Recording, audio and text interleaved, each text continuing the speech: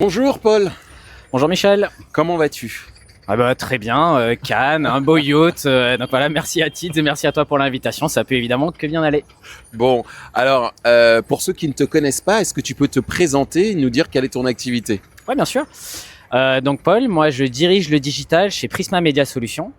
Donc Prisma Media Solutions, c'est la régie de Prisma, donc des titres et des sites que tout le monde connaît comme Géo, Capital, Femme Actuelle, Télé Loisirs et voilà, et une vingtaine d'autres titres que je commercialise. Très bien. Et qu'est-ce que tu es venu faire à Cannes? Un mix, rencontrer des partenaires, rencontrer des clients et également trouver de l'inspiration. Donc, Ouais. je pense que c'est un bon lieu pour faire ça avec un mix qui est évidemment grand de nationalités, mais également de typologie de personnes qui sont présentes à Cannes. Donc ouais, c'est quand même un beau lieu où il faut être présent pour l'inspiration. Et en plus, profiter de Cannes, c'est quand même un peu sympa quand il fait 40 degrés à Paris. C'est sûr, c'est beaucoup plus agréable. Il y a un petit vent parfois de temps en temps là qui nous fait du bien. Alors justement, puisque tu parles d'inspiration, aujourd'hui il y a une vraie question sur la position des médias dits premium, médias que tu représentes. Tu as cité certains titres tout à l'heure, et notamment comment ces médias premium peuvent se réinventer à l'ère d'un acronyme que tout le monde prononce au moins 15 fois par jour, si ce n'est plus, dans la journée, à savoir l'IA pour intelligence artificielle. Artificielle, tu vois, artificial. J'en bafouille. English. Exactement.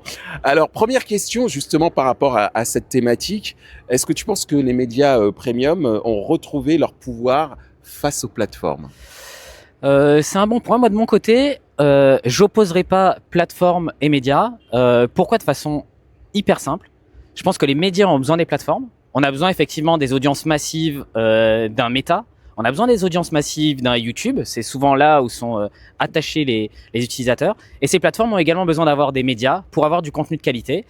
Donc c'est vrai qu'on est un peu, ce que des fois disent, un peu des frenemies qu'on peut avoir. Donc on travaille Ouais. beaucoup avec les plateformes.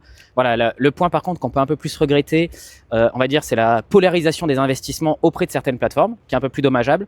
Mais en tout cas, je pense qu'on a tout intérêt à bien travailler avec les plateformes. Et voilà, et évidemment, même si on espère une réallocation un peu plus forte des investissements envers les médias premium, ça évidemment.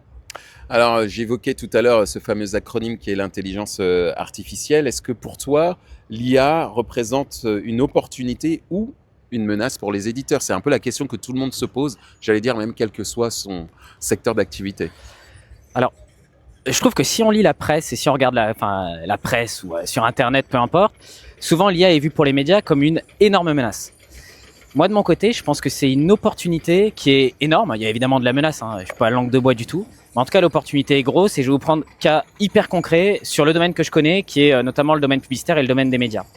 Premier élément, pour que les IA aient le droit d'utiliser nos contenus, il faut qu'elles puissent payer l'accès à ces contenus. Donc Ouais. en tout cas, il y a des droits, des négociations en tout cas qui vont venir entre ces plateformes d'IA et les médias. Donc premièrement, il va y avoir une rente pour l'utilisateur de nos revenus, comme on a pu l'avoir avec Google et par exemple les droits voisins. Donc ça, premièrement, c'est payer pour accéder à nos contenus. Donc de l'argent qui va rentrer pour le métier de journaliste. Et à côté, l'IA va nous permettre et doit nous permettre du coup de créer de nouvelles sources de revenus. Je pense aux offres GEO. Donc voilà, comment permettre à une marque de mieux apparaître dans les résultats de ChatGPT. Si vous êtes une banque et quand on tape quelle est la meilleure banque aujourd'hui, si vous voulez remonter, il faut que vous travaillez avec les médias et vous devez travailler avec les médias. Ça s'appelle des offres GEO. Ou alors, ce qu'on est en train de développer, notamment, on est assez content de l'avoir annoncé ici à Cannes pour Prisma, c'est le développement de l'agentique. Permettre du coup à toutes les marques et à toutes les agences de nous acheter hyper simplement, efficacement, avec une productivité accrue en utilisant directement un outil LLM comme ChatGPT. Vous pouvez acheter n'importe quelle campagne sur Prisma Media.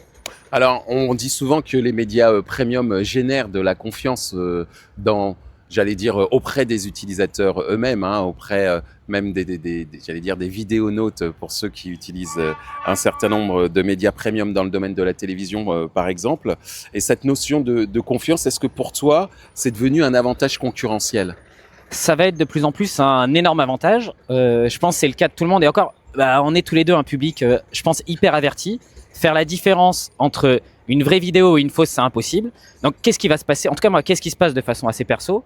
Quand je vois une vidéo, quel est maintenant mon premier réflexe? c'est de se dire, OK, est-ce qu'elle est vraie? Je vais vérifier sa véracité sur un site média.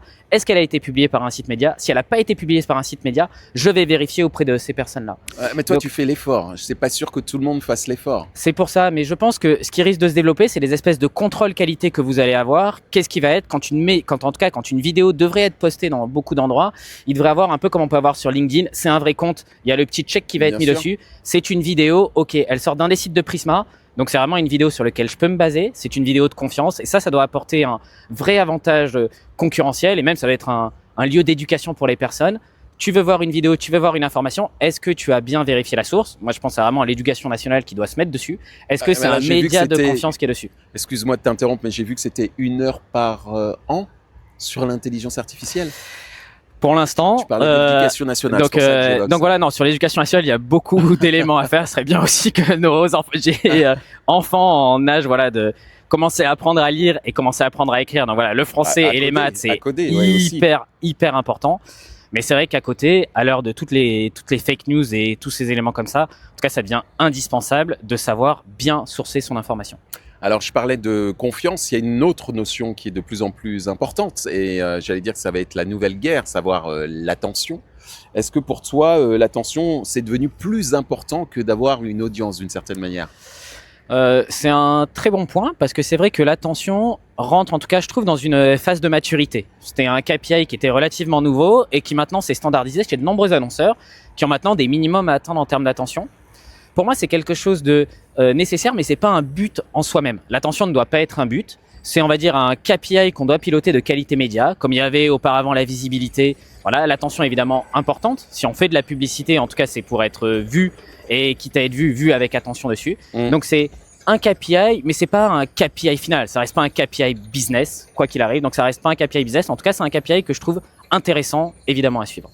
Alors justement, puisque tu parles de KPI intéressant à suivre, on verra à l'avenir ce que ça va nous raconter, bien sûr. Et puisque je parle d'avenir, ma dernière question est la suivante. À quoi ressemblera pour toi le média premium en 2030 ?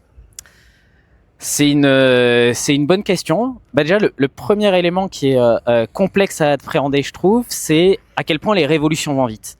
En très peu de temps, et notamment avec l'IA, il va y avoir des révolutions. Donc je pense que ça va être un média qui va être bien distribué. Si on veut être un média qui est lu, qui est connu, il faut aller au plus près de sa population. Donc c'est un média qui est distribué par les canaux, en tout cas que vont utiliser la population. Si nos lecteurs utilisent Instagram, il faut être sur Instagram. Si nos lecteurs utilisent ChatGPT, il faut être dessus. Si les lecteurs continuent à m'utiliser par le format papier, il faut que je sois dessus. Donc c'est un média qui est bien distribué, proche de ses lecteurs et qui sait s'adapter à ses lecteurs. Quand on est sur un téléphone un peu rapidement, j'ai pas le même besoin que quand je vais être sur un temps long, dans le métro où je vais avoir un peu plus de temps, quand je vais être dans le train où je peux utiliser différents supports. Donc c'est une adaptation au support et évidemment un rôle de l'IA, aussi bien dans le média mais que dans la vie perso qui va être évidemment agrandi. Et là, vraiment, la toute dernière question, qu'est-ce que tu nous prépares pour la rentrée ? Alors ça c'est un bon point. Je pense que beaucoup de personnes qui sont passées sur le bateau ont dit la même chose. Là, le grand lancement qu'on a et qui va nous suivre, vu que la roadmap d'intégration est longue, c'est sur l'IA. Donc on a lancé ce Seller Agent qui vient d'être lancé chez nous. Concrètement, ça va permettre à n'importe quelle personne, en utilisant ChatGPT et en 2 prompts, de faire son achat média de façon beaucoup plus efficace et bien moins cher et en évitant toutes les frictions. Attends. Si je comprends bien, dans ChatGPT, je vais pouvoir acheter du média de chez Prisma ? Dans ChatGPT, tu peux acheter des campagnes vidéo Prisma. Tu vas pouvoir acheter des campagnes print Prisma, des campagnes sociales de Prisma. Okay. Donc ça, c'est live et c'est notre nouveauté qu'il y a ici. Donc voilà, si j'ai des annonceurs et agences qui veulent nous écouter, c'est live, testez-le. Voilà, ça vient tout juste de sortir, c'est vraiment une première mondiale. Et demain, je vais essayer d'agrandir ce footprint. Il faut également qu'on puisse le diffuser sur l'ensemble des médias off, la télé, la radio, qui vont être également les prochains médias que je vais embarquer. Mais vous pouvez dès à présent acheter dans ChatGPT en 2 prompts vos campagnes print et toutes vos campagnes digitales. Eh bien, merci Paul. Je te souhaite un bon Cannes et puis surtout un bel été. Merci, toi aussi. Pas trop chaud j'espère, mais en tout cas un bel été. Merci Paul. Merci.